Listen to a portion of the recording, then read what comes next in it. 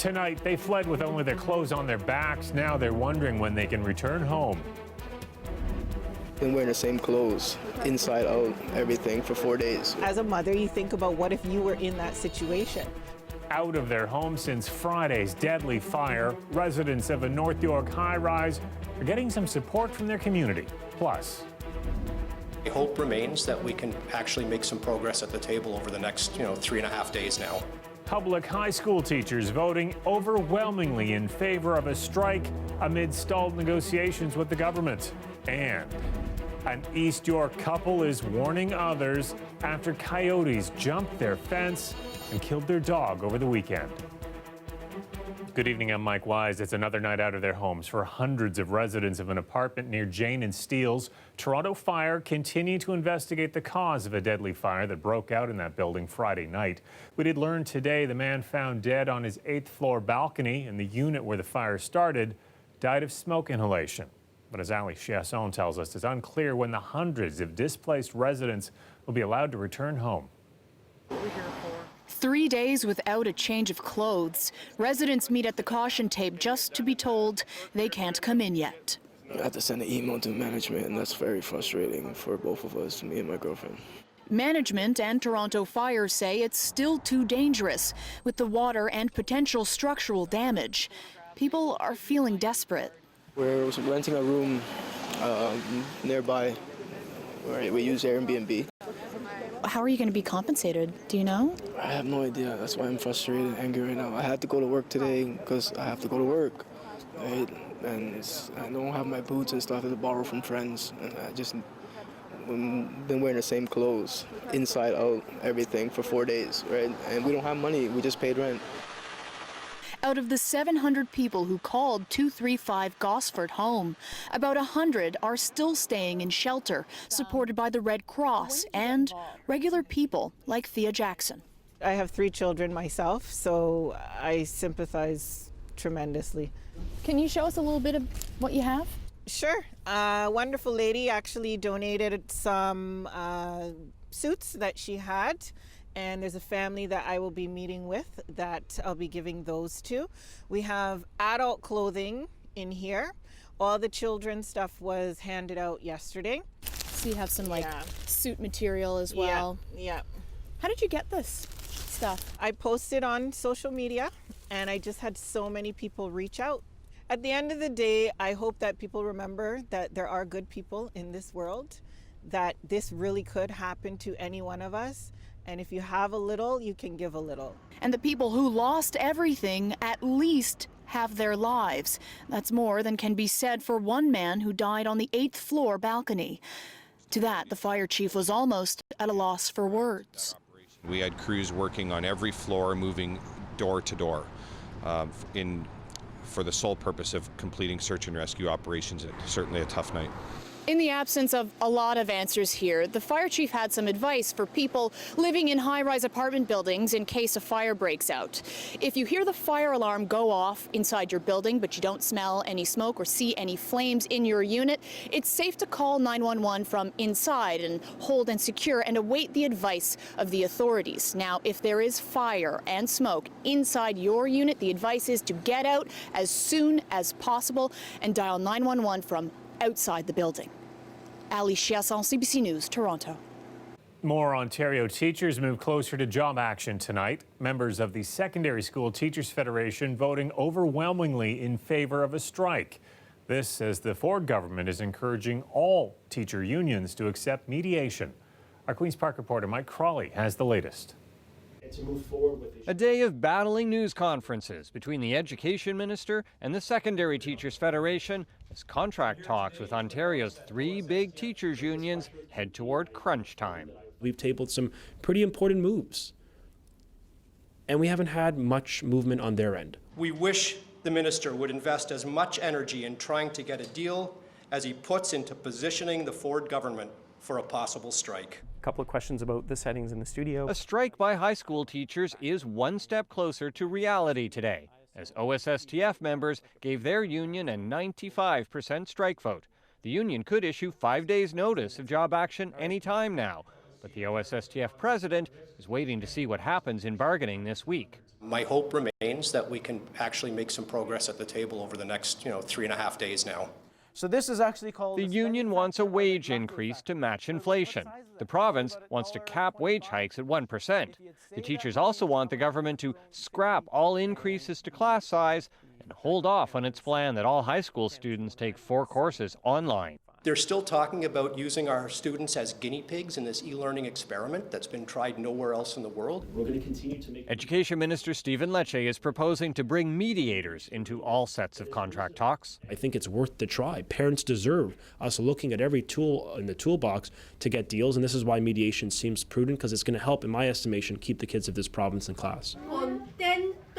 The Catholic Teachers Union Electa say their talks hit an abrupt roadblock on Friday when the government's negotiating team announced they were being replaced. I have been doing this for nearly 20 years. I have never seen that happen before, ever. So, talks with Catholic teachers are at an impasse. The high school teachers are now in a legal strike position, and the elementary teachers are poised to start a Work to Rule campaign next Tuesday if they don't get a deal by then. It all means this next week is going to be crucial for education bargaining and for the Ford government. Mike Crowley, CBC News, Toronto. Meanwhile, many health professionals are calling on the government to reinstate paid sick days. That's after getting rid of required doctor's notes. Right now, we know that workers are going to work sick because they can't afford to take the day off of work. They're living paycheck to paycheck. And this is going to be a huge risk, especially for the flu season that we know is going to be quite harsh. The Ford government is sending people into busy doctors' offices, into overcrowded emergency departments, just to get documentation that they had the flu, that they had a cold, which absolutely stresses our health system. The previous Liberal government added 2 paid sick days, which the Ford government reversed. This group is asking for 7 paid sick days, saying 2 still wouldn't give people enough time to get better. They also want the government to cancel the requirement for sick notes for minor illnesses. Now, steps away at Queen's Park today, the Labour Minister deflected questions about sick days. Will the acting Premier reverse the decision regarding sick notes for minor illnesses? I'm proud to stand up every day in the House to talk about our record in the last 16 months when it comes to standing shoulder to shoulder with workers. Will this government listen to healthcare professionals who overwhelmingly agree that asking people to get a sick note for a minor illness is not only a waste of resources, it is dangerous? As I said in the first question, in 16 months, Mr. Speaker, over 250,000 new jobs have been created. The flu typically begins spreading in late fall. Early this year, the health minister said the ministry expects this flu season to be very difficult. The City of Toronto's strict new rules for Airbnb rentals passed a major hurdle today. The provincial tribunal sided with the city, upholding the stricter regulations on the city's short-term rental market. Now, under the rules, the city will require operators to live at the homes they list on sites such as Airbnb, and they have to register with the city in order to rent those out. The rules are designed to increase the availability of long-term rentals by decreasing the number of homes on sites like Airbnb and VRBO. Now, those companies will now have to pay a one-time licensing fee of $5,000 plus $1 for each night booked through their platform. Mayor John Tory released a statement saying that this is good news for Toronto residents, adding that it will help regulate short-term rentals and keep our neighborhoods livable. We have a warning tonight from a couple in East York after a coyote got into their backyard over the weekend and attacked and killed their dog. They never thought it was in danger since where they live near St. Clair and O'Connor, they don't back onto a park or ravine. Natalie Nanowski has that story. Oddly enough. Every time Theodore goes outside now, Ashley Martin is close by because of what happened to his brother Hank this past weekend. When I came back a few minutes later, there were 2 coyotes standing over his body right there. And they looked at me and I threw my coffee mug at them. She grabbed Hank and then woke up her partner. I started clapping at them. They ran for the corner and 3 attempts to jump at the 6-foot fence. They failed the first 2 and they both managed to get it the 3rd jump and we're just running along the fence line. And I was like, okay. And I ran inside instantly because, I mean, I want to save my dog. Unfortunately, Hank died almost instantly. His owners are left wondering how coyotes knew to come into their yard, since they don't back onto a park or ravine. We just had our fence, it was just done 2 years ago, so it's pretty solid. Martin reported the incident to the city but says no one came by. Toronto Animal Services says staff did end up going door to door, warning people in the area. In the last year, the city says there have been 8 documented coyote sightings in the Beaches, East York area. Residents have also filmed a few of them, pacing behind a fence near Martin's home. Yeah, and they're full size, both of them. The couple says they decided to share their story in order to warn people in the city that if this could have happened to their 30-pound bulldog, this could happen to another animal, or worse, a child. Natalie Nanowski, CBC News, Toronto.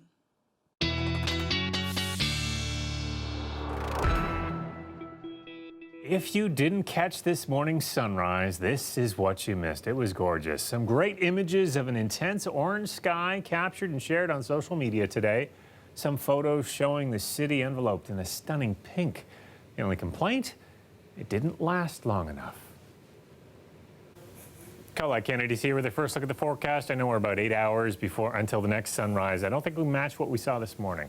Yeah, just a gorgeous start to the day, Mike, with that sunrise with all kinds of pinks, reds, oranges in our sky. And, you know, a few reasons that we see this. When the sun's farther away like that, what's happening is the shorter wavelengths of light, like the blues, are getting scattered or kind of filtered out. This is like Mother Nature's own filter. And we're seeing the longer rays, like the reds and the oranges. So that's what happened for us today. But we had some bonus in there, which is that we also had some of those little snowflakes, ice crystals, that was scattering our light a little bit further, and things tend to be crisper without the haze in the winter. So we were really getting treated to a beautiful Mother Nature's own filter really this morning. Some of the daytime highs from across southern and eastern Ontario, at least nice to see those numbers again above the freezing mark.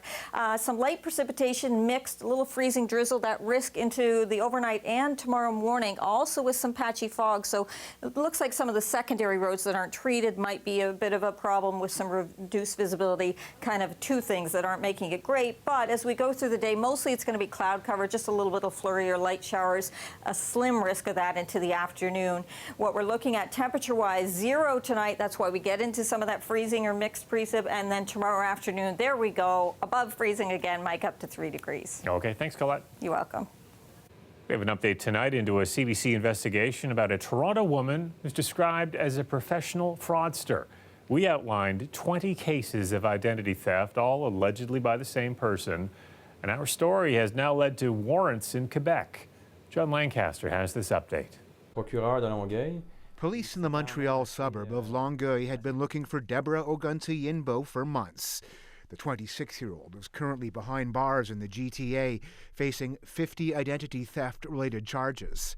Essentially, she's accused of racking up big bills, including the purchase of cars and leasing homes, including a condo in this Markham high-rise, in other people's names. Police allege she's stolen 20 identities and destroyed people's credit ratings. Quebec authorities had no idea where she was until seeing the CBC reports. I was happy to be able to execute my 2 warrants because I was looking for her and there was no valid address for her. Police in Longueuil allege Ogunti-Yinbo drove to Quebec and, using the stolen identity of an Ontario woman, bought a used Mercedes-Benz. She's also accused of passing a forged driver's license to register that vehicle, trying to sell it a few days later before leaving the province. This is a copy of the allegedly forged $24,500 bank draft Ogunti-Yinbo is accused of using to buy the car. Longueuil police have charged her with identity theft, impersonation, and possession of forged documents.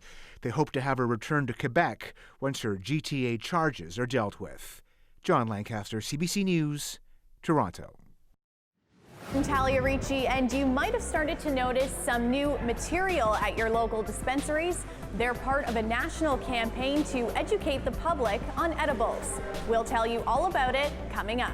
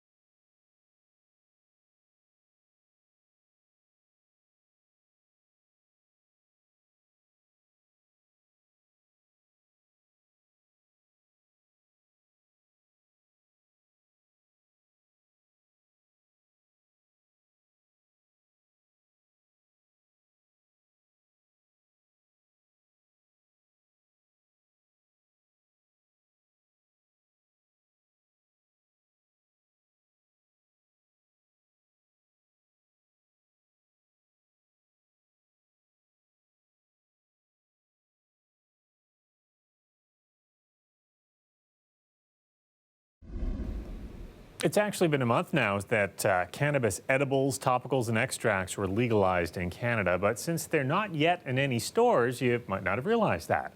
Well, that is going to change next month. Right now, license holders are getting their products approved for sale next month.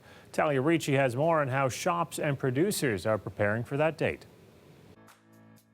Edibles like chocolates, mints, and gummies are on the way. As customers wait for the day they can buy them, dispensaries are getting educated on how to sell them. And we're doing product knowledge pretty much on a daily basis for the team right now.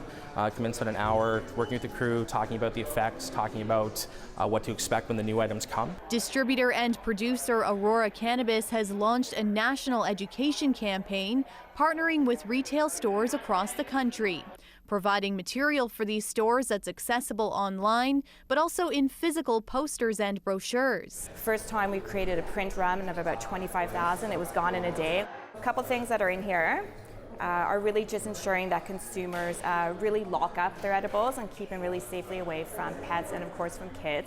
Super important. And also understanding a little bit of the dosing effects. Selling responsibly is top of mind for both Aurora and retail stores like this one.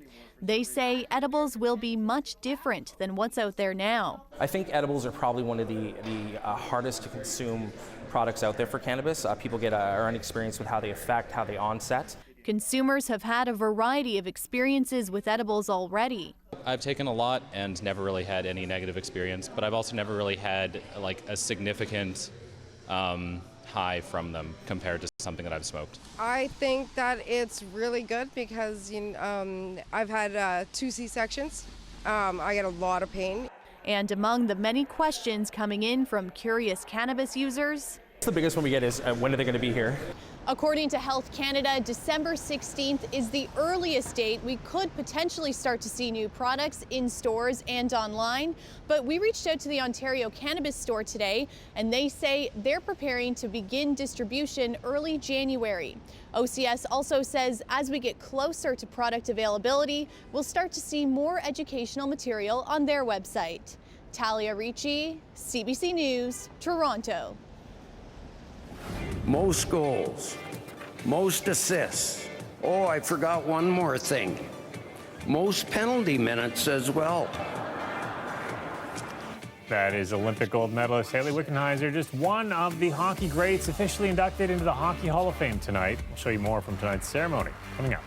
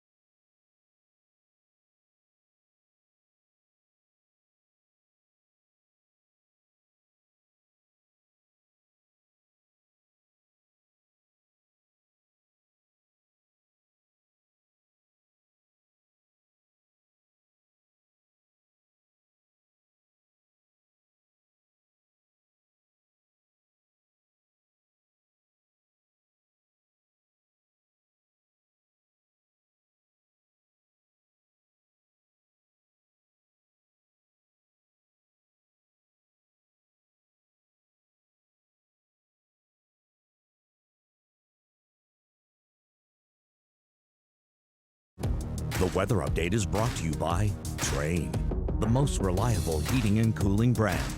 It's hard to stop a train.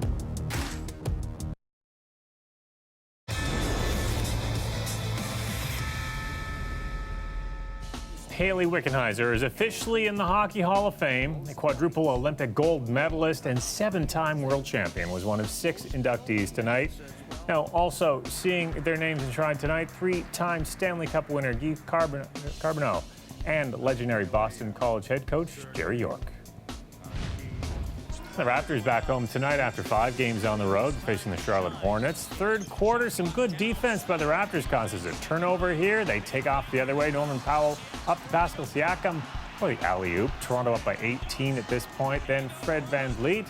Watch him steal the ball right here, off in transition. He has his shot blocked, but Powell is there to slam it home. But a scary moment as OG Anunoby gets hit in the same eye where he suffered a recent contusion. He'd go back to the dressing room to get looked at, but he'd come back in the fourth. Was also there in the fourth, Bianca Andreescu and Penny Oleksiak, both courtside tonight as they watch the Raptors win 132-96.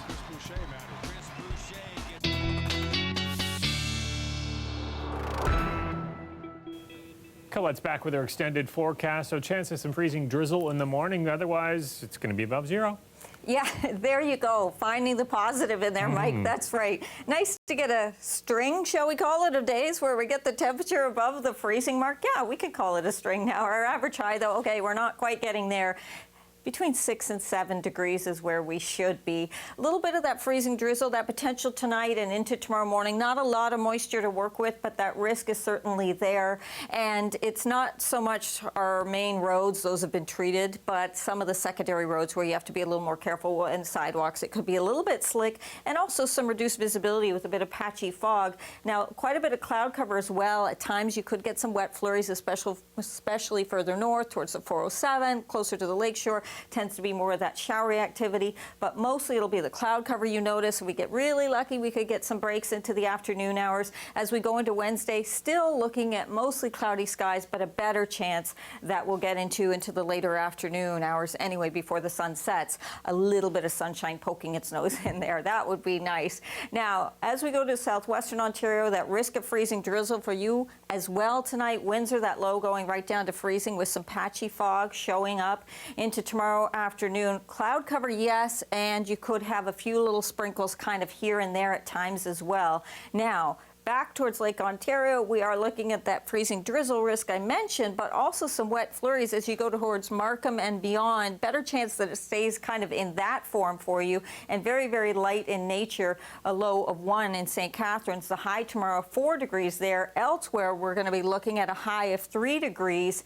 About a 30% chance into the afternoon you could be getting into a little bit of wet mixed precipitation again towards Markham, more likely towards Oshawa, some light showers in there as well. Now, here's what happens. The temperature story is pretty good because there's our string continuing of seeing those readings above the freezing mark. Not above seasonal, but at least above the freezing mark. But into Wednesday, the extra cloud cover that I mentioned. Now, Thursday, the next system works its way in. It helps bring our temperature up closer to seasonal, but it comes with wet conditions. Friday, as things cool off, that could turn into a light mix. And then Saturday, the high just 3 degrees. Really, the takeaway here is it's not constant, but a chance for precipitation, even light in nature, almost every day. But at least the temperature's responding a little better, Mike. That is that streak of positives, as you said we have. Thanks a lot, Colette. You're welcome. Coming up, we'll take you to the gala ceremony for the 2019 Scotiabank Giller Prize, honoring the best in Canadian fiction. I'll tell you who took home the hardware after the break.